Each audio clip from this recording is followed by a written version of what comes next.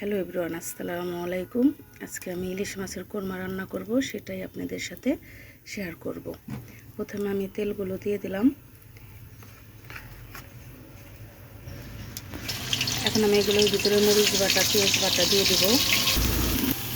পেঁয়াজ বাটা, মরিচ বাটাগুলো একটু ভাজা ভাজা হয়ে গেলে আমি এর ভিতরে দিব একটু আদা বাটা, সাথে একটু রসুন বাটা দিব। আমি একটু লবণ দিয়ে দিব। তারপরে দিব আমি একটু দুধ দিয়ে এগুলোকে আমি ভালো মতো কষিয়ে নেব। আর এখানে আমি একটু পানি দিয়ে দিয়েছি। এখন এগুলো বলক আসলে আমি ইলিশ মাছগুলো দিয়ে দেব। আগে থেকেই কেটে লবণ আর লেবু দিয়ে মাখিয়ে রেখেছি।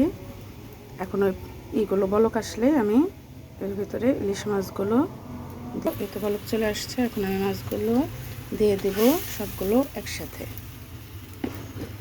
দিয়ে আমি একটু নেড়ে চেড়ে দেব।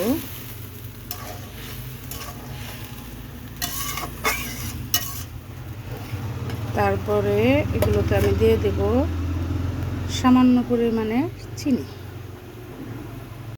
এই তো আমার রান্না শেষ। এখন আমি এগুলোকে নামিয়ে সুন্দর করে বেড়ে নেব।